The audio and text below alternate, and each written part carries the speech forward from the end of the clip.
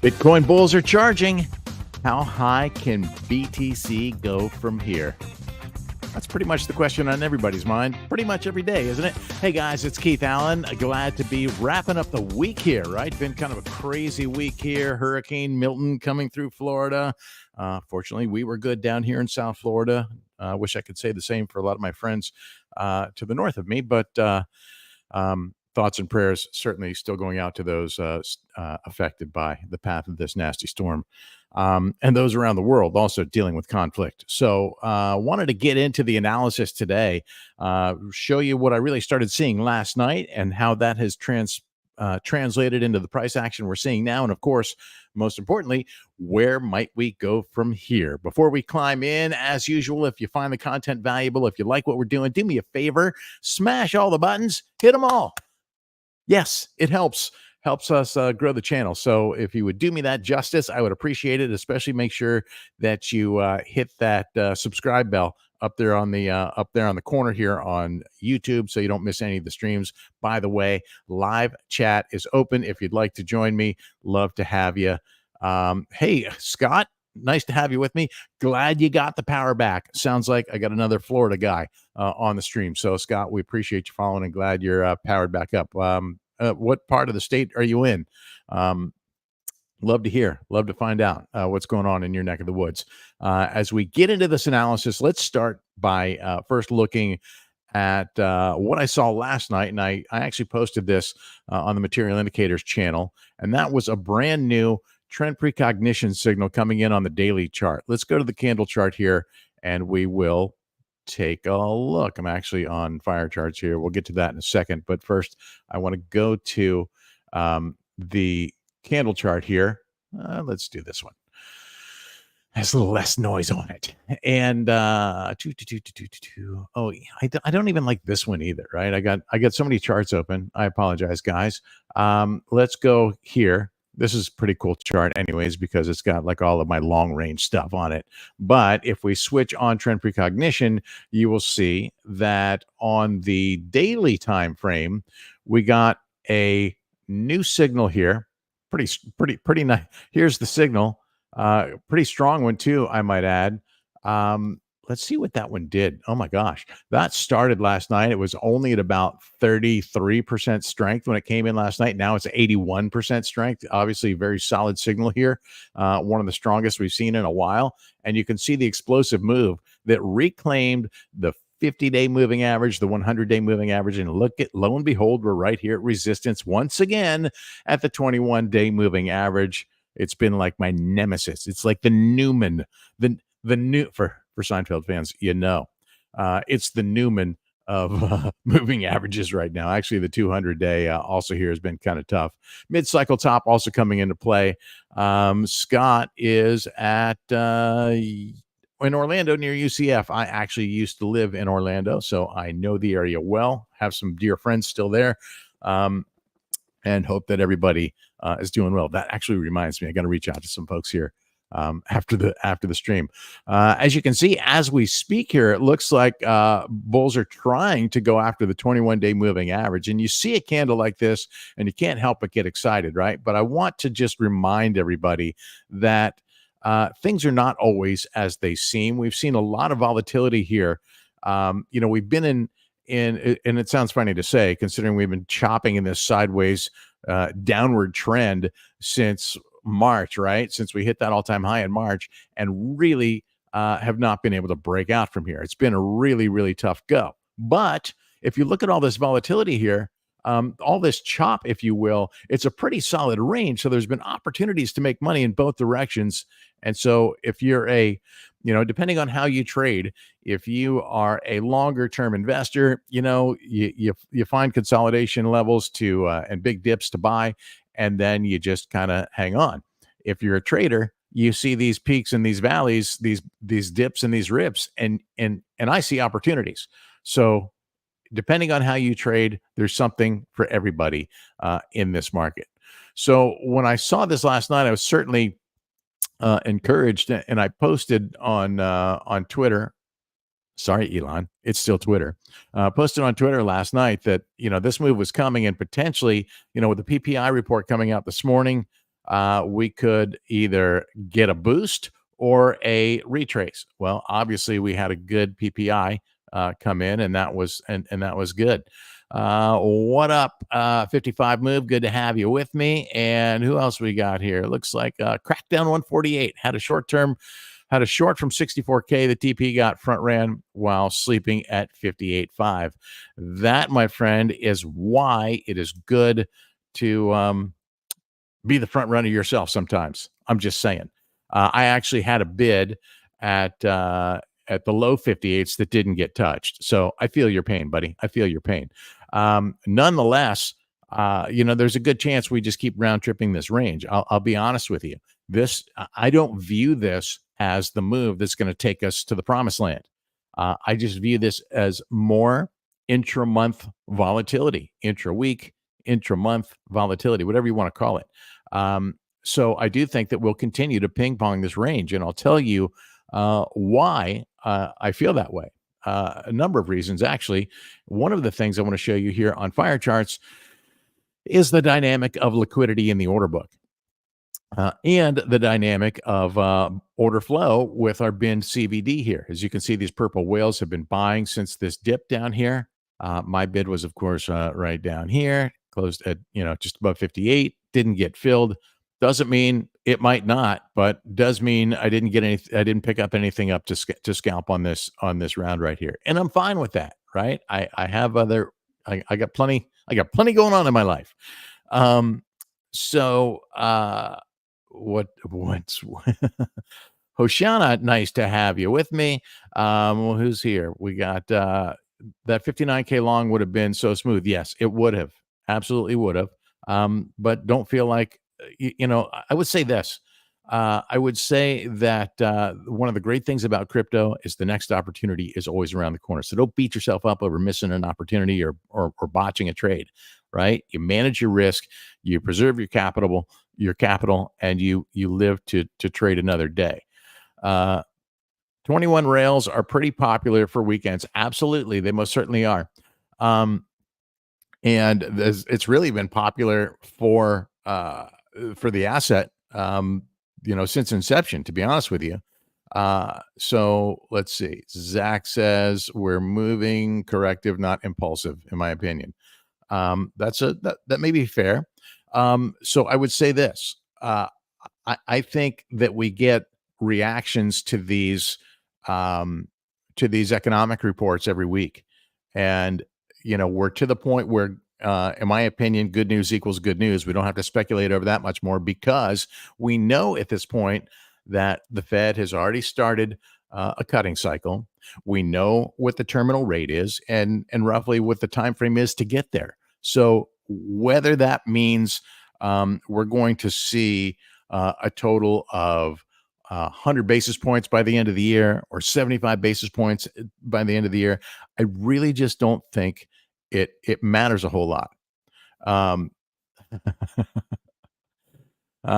Michael, my man, it's Friday or Friday or something evening, and I'm a couple vodka tonics into the evening. Good for you, man. Up or down, don't really care. And I think that's probably a pretty good attitude, right? This is you could trade this if you want the opportunity. Well, you might have missed it if you didn't already get in, but I think that we just kind of continue to range here in this range up to about 65K. Hey, it's conceivable that we go higher. It's conceivable that, we back this up with more good news next week and continue the momentum and maybe edge up this way. But I think that there's, something that's been in place that we've been watching for quite some time. And that is, let's zoom this like so. And that is this mid-cycle top, right? So just as we sit here and speak, we've crossed over the 21-day moving average. We have the 200-day above us in very close range at about 63.5. And then we have this 2021 mid-cycle top, which, you see this red box here. This is my area of interest. We had, lots of consolidation in this range, mid-cycle top here, big, giant, nasty dip, then a distribution rally to the all-time high. Well, here we sit. We have a couple of key levels here that I think that if things, sure, there's a chance that this is the all-time high and that this all-time high holds and the top is in, but I really don't think that's the case. Can't rule it out. Can't rule anything out in the Wild West of crypto. But let's just say, for the sake of what's going on here, let's say that we continue to grind for an extended period, which I've been saying really since we've been in this range, that I feel like we're likely to just kind of grind through this range through the election and then start potentially, making that bigger move. Whether that happens before the end of the year or not, I'm not real sure. I think certainly the election and post-election is probably going to have a little bit of drama, a little bit of FUD in the market until things, we actually have whomever is elected taking office in early January. So, we'll have to see how things transpire between now and then. But I think that we stay in this range. I think that we have this double bottom down here, which is our really at this point our bottom, our local bottom, and we could revisit that at any time for sure. And if things break down, we could even go down as far as the trend line. And in my opinion, that trend line would be really the strongest place for a foundational support for the next leg up, right? Maybe we get there, maybe we don't, but I'm happy to trade this range for as long as we have to, because like I said, there's opportunity in both directions. So I think that is something to keep in mind.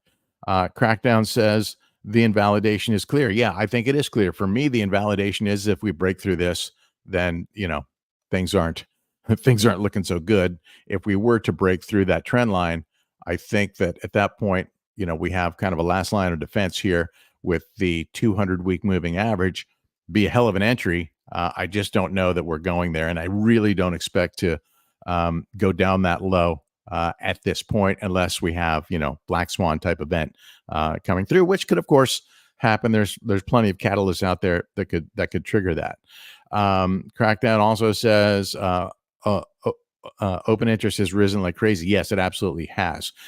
Scott asking if I'm using FireCharts for tighter stop placement or trading with a risk guide instead of a stop order. I am using FireCharts to identify my targets. That's a great question.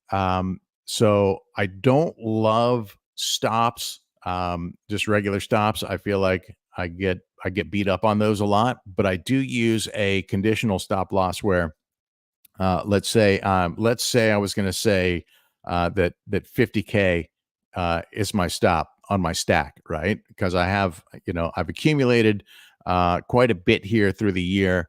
I'm not quite 100% to my full position that I want for the breakout, but so I'm looking for opportunities. But on the portion I'm playing with right now, I have I'm in profit, and I'd like to protect that profit. So let's say I say, I'm using 50K as my guide, and I don't pull that off of a weekly chart, by the way. I zoom out, and we get a bit more perspective of what we have in the charts here. And here you can see that this is really the strongest level of support in the chart in terms of concentrated bid liquidity. So that's why that's a target for me. Our near range, of course, is really the cluster that we just came out of. It's this 57 to 59K range where we have a nice ladder of bid liquidity that's helping us make this move right here. So and yes, I would look at this on what I'm scalping. I look at this as a take profit target. In terms of shorts, it's just, you've got to be really, really careful shorting this market because shorts have been getting punished, right? So I would just say that if you're shorting in this market, be prepared to get squeezed, right? Be prepared to maybe fade your way up and DCA your way into a short up to, back into the 70K range, because that is entirely possible. And if you're over leveraged, you're going to get punished. It's just the way that this market seems to like to work. And you could see that illustrated beautifully on the Kingfisher chart, because it is literally just a game of ping pong back and forth. We go down and we punish, the market goes down and punishes over leveraged longs, then comes back and squeezes shorts. And so you see what's piled up here so quickly after we just swept that level down below. So if these guys don't close when we get into reasonable profits, and they get greedy, they're likely to get beat up. So, oops, didn't mean to do that, but you get the idea. I was just trying to extend this chart a little bit, but you see this liquidity goes up to about 64 and change, and guess what? What's also at 64 and change? Our 2021 mid-cycle top is just shy of 65K. So I think this comes into play once again for us. So look at this. I mean, look at this candle growing right before our very eyes, now going after the 200-day moving average. So, depending on where you came in, if you're doing split TPs, that kind of thing, these are all potential targets for me. The 200-day, which has been hard to hold on to. As you can see, we regained it a week or two ago and then lost it. And now I think we're in for the same ride here. This might be it for the day. We'll see if we get any more juice. If there's any more juice in this orange to squeeze. Let's just go into a tighter time frame here. And you can see we've got good buying happening from three order classes here that are really pushing price up right now. Looks like they want to go up to that 65K level. Let's see if we hit it here. Entirely possible. Now, the thing you have to watch out for, you see all this has been cleared out. All this liquidity here has been cleared out. So that means it's really easy to fall back through because there is not a lot holding it up. Now, if we see some bids start to pop into place here, like say above 62, that bodes well for the weekend. So, at the moment, looks like 60K and 65K might be where we hover for the weekend. But boy, when you see this kind of activity, and now the smaller class, the minnows are getting into the game down here as well too. Everybody seems to be excited about what's going on right here. And so, that's how you play it on the short term. If you're using a tool like FireCharts, it can be really helpful, no doubt about it. Did we take out those shorts? Well, there's shorts all the way up to this level. So some got taken out. Some are in the process of getting taken out. As you see here on the Kingfisher chart here, let's see. Let's get up to, this goes up to, this is 66K here. This would be at 64K is right here. So they're on their way as we speak. And the dynamic of this might change now, but don't be fooled, right? If these guys don't close, then price can come right back down and sock them in the mouth. Keep that in mind. So what else we got here? Alex, can you share what the name of the indicator for the 200-day moving average in TradingView is? This is just a simple moving average. I like the simple moving averages. A lot of people like exponential moving averages. The SMA, the simple moving average, is working well for me. I personally like to use the green 21 day or week. Green 21 for me. Here's my color coding and everything, right? The green is the 21, red is the 50, blue is the 100, purple is the 200. These have served me well for many, many years, and I have confidence in them, and that's why I stick. I've played around with the exponential moving average. I know a lot of guys who love it and rely on it, and that's fine. You do what works for you. This is what works for me. This is what I have confidence in. And so for the way that I like to trade, this is what I use. You guys use what works for you. Again, all you have to do is go up to indicators on TradingView, pick moving averages, and I just go for the simple moving average right there. Hope that helps you out, Alex. And I appreciate the follow as always. So the other thing I wanted to get into here is where might we be going from here, right? If this isn't it, if this isn't the move, are we going to get the move? I saw somebody in our Telegram group asking today, like, when is it going to happen? I'm getting so bored with this price action. What the fuck are you bored with? My God, look at this range you could be trading, right? You can make money. Price may not be moving the way that you want to, and if you're just an if you're a hodler, then okay, go enjoy your family and your life and your hobbies. Don't worry about it. Don't even look at the freaking charts. But if you're a trader, you've got quite the range to play with. I mean, let's just look at this, right? What's this move right here? 20%. I don't need 20% on every trade. Give me a couple points on every trade and I'm good, and I'll do it again. I'll wash and repeat, right? So there are opportunities in both directions for you is my point here. In terms of where we go from here, and in terms of how impatient a lot of people seem to be right now, because we've been in this range since March, which is what, April, May, June, July, August, September, October. Okay, we're now about 7 months, and only about 6 months into the halving, right, and into the cycle. And this is really important to me. This to me speaks to largely to my macro outlook. A couple of things speak to my macro outlook. Number one, we are still well within inside the trend. That's number one. We're way above the trend. We're in the trend and we're above it nicely. That's number one. Number two, the outlook is still as positive as it has ever been for Bitcoin, if not even better. It seems like the fundamentals get stronger every day. And whether you like it or not, ETFs are here to stay, and they're still buying. Didn't buy yesterday, but largely we're seeing positive inflows for Bitcoin ETFs. ETH ETFs are flowing a lot slower. Obviously, that's understandable. Of course, today we got the cooler PPI report that the market is responding to. Pretty interesting considering we got a shitty, pretty warm jobless report yesterday, and the market went the other way. So we're going to, every time you see these reports, you got an opportunity to make a play if you choose to trade that way. And so what I think is happening, again, this is just intra-week or intra-month noise. You can trade it if you want, or you can sit on your hands and just wait for your trades to develop, because I do think that upside is coming.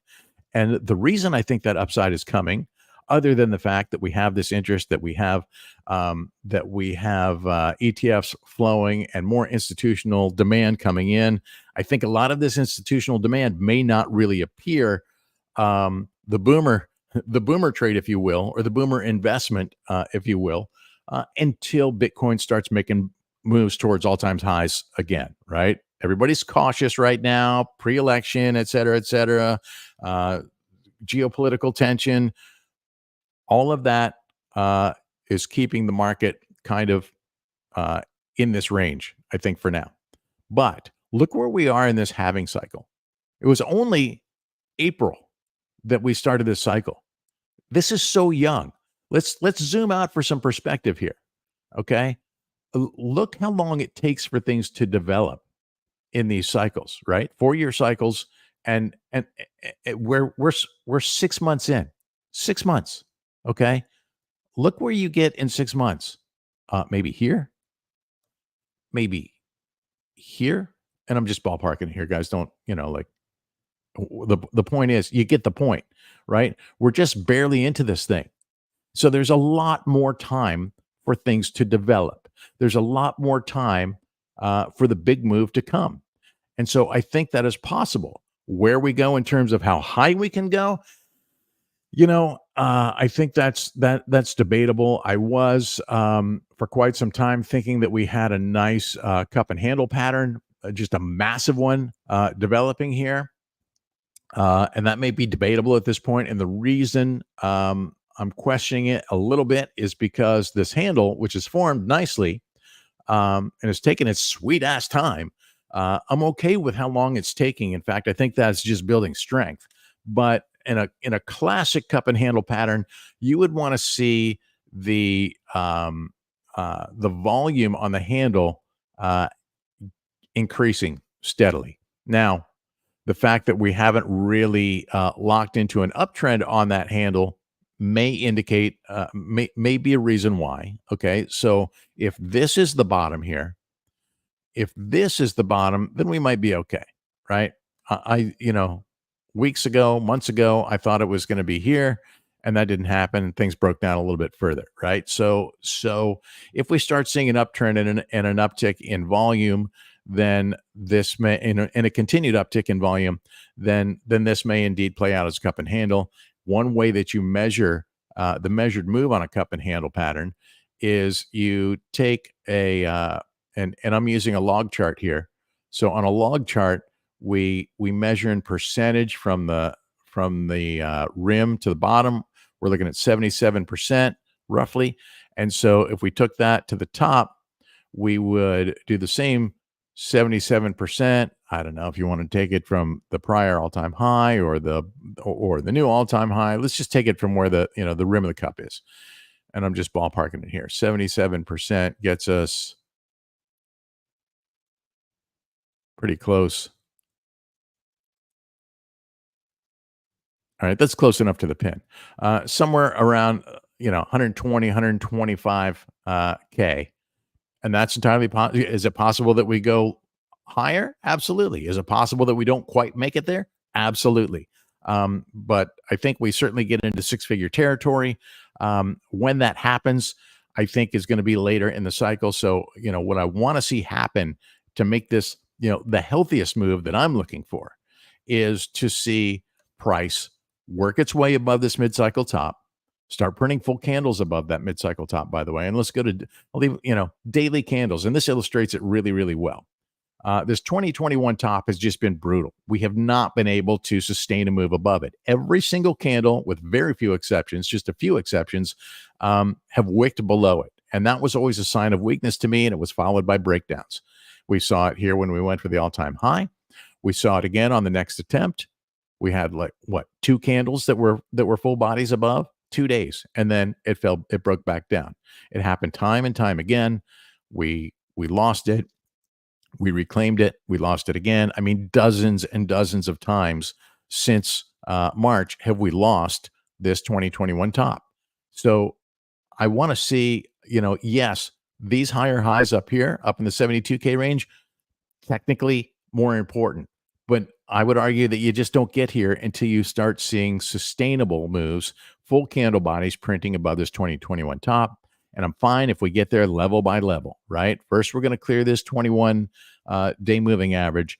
Then we're going to clear this mid-cycle top.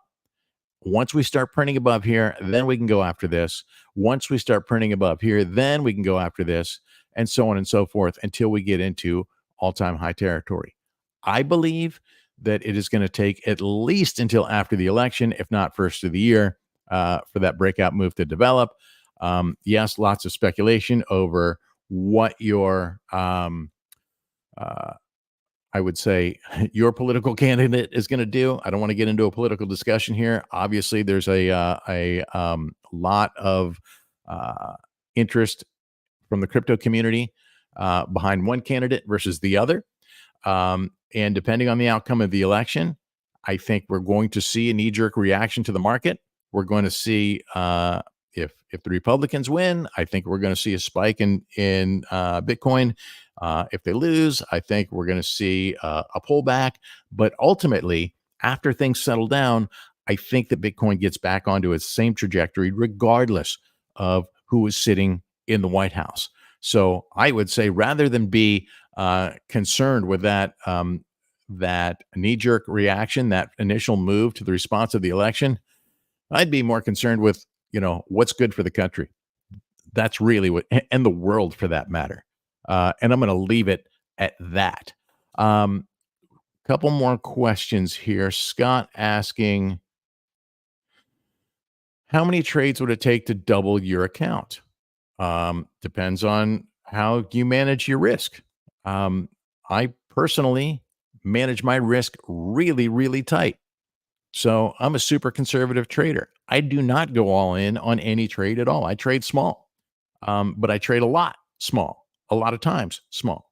So everybody's different. Everybody's risk tolerance is different. You got to do what works for you. I personally um, like to trade conservatively, manage my risk, and take and I don't use leverage. I'll put that out there as well. As Crackdown comes in and says 100x everything with no stop loss. Yeah, um, don't listen to this man. He's crazy. So I would say everybody's got a different approach. You have to do what you're comfortable with, and if you're and quite frankly, if you're asking these questions and you're not comfortable, that's okay. But it's an indication that you need to be going slow and not ape into anything. I would say, for me, anyways, I scale my way in and scale my way out of every trade. Is my approach, so that I don't have all my eggs at risk at any given time. And I always try to have a little dry powder on the side for those opportunities, so that if we do get that black swan that takes us down to God knows where, I want to be prepared to take advantage of that. And these are lessons you learn after you get your teeth kicked in a few times and you miss out on a few opportunities. So I've been doing that for a while, and I still learn every day. But I would say take your time. Don't ape in. And when you see price in a consolidation range, those are often great times to pick up a little bit, not to ape in, but to add to your position. And I think that as long as we continue to chop this range, you look for the opportunities to buy the lows. And if you're looking for a way to do that and you're having a hard time identifying those levels, whether technical analysis is not your thing, obviously FireCharts is something that's near and dear to me and a great way for me to pick targets. I especially like when I have confluence between where we see liquidity stacked in FireCharts and where technical analysis aligns, but also using the MTF mean reversion indicator. And I shared that with you guys yesterday. We did a little bit on that indicator. It's also a great way to identify opportunities. We just barely missed it. It touched it, but it just didn't. It's got to get below. It's got to close below the line here to get a signal. So we didn't get that signal yesterday, but that's okay because we're likely going to get another one in the not too distant future if price continues to range the way that it has. But you can set this if you want it to be more aggressive and to get more trades. You can set the deviation at whatever levels you want, and then you could get as many trades as you want. Right? I didn't want to take the 1% deviation because just getting too many of those, I've already got enough accumulated at this range. So I'm looking for the deeper dips to pay off for me. So I'm getting fewer trades this way, but I'm adding to my position in a more meaningful way over time by getting these smaller. Let's see if I can find. I don't even know if we've had a 3% deviation in a while. Let's see if I could find one. Let's see. Yeah. So when was this? This was at the beginning of the month, right? And boom, right to the line. So, there's an overview of a handful of products that can help you find some opportunities in this market. But to get back to the point at hand, I think that we are still very, very early in this halving cycle to be impatient. I think the best is yet to come, no doubt about it. And in terms of where we sit for the weekend, look at what's happening here. We got this rejection, just like we talked about this happening as we were looking at the charts, and it happened. Right? We talked about getting a rejection from the 200-day moving average, and it happened. Doesn't mean it's over. Doesn't mean we can't come back in and go after this mid-cycle top here. And that might happen over the weekend. Just going to depend on what the dynamic is of the liquidity in the order book, and you can see it moving around still. Are we going to see a wall prop things up here, or are we going to start watching things degrade back down? That's it, guys. That's the long and short of it. Looks like I got one more comment coming into the stream here. And gosh, I love the comments, guys. Appreciate the support in the comments. Keep them coming. What's he saying? Emble saying China stimulus package news affect price on Bitcoin later in the evening.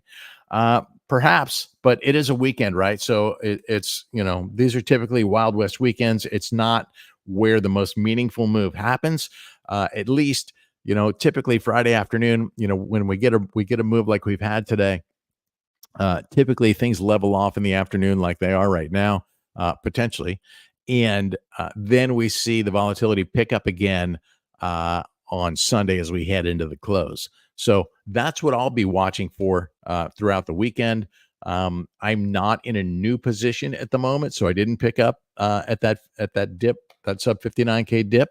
My order didn't get filled, so I'll wait for that opportunity to come back at me one more time. And if this buy wall stays in place, then I'll potentially adjust my order. But these have been getting. I think this got filled or pulled last time around. I forget, but you always got to watch the dynamic in the order book because it's always changing. So, this is an organic living beast and it changes a lot. So you got to keep in tune to how things are changing throughout the day and throughout the whatever time frame that you're trading. And with that, I think we can wrap it. Looks like 60K should hold for the weekend. Whether we get a push up to the 65K level or not remains to be seen. That's kind of trying to develop here right now. So I'll keep watching. And of course, over the weekend, if I see anything noteworthy developing, I'll do my best to keep you guys informed. And with that, I'm going to wrap it, guys. Hope you get to spend some time backing away from screens. Spend some time with your family and friends doing something you love with the people you love. I got plans to do that this weekend. I hope you do too. As always, trade safe, my friends.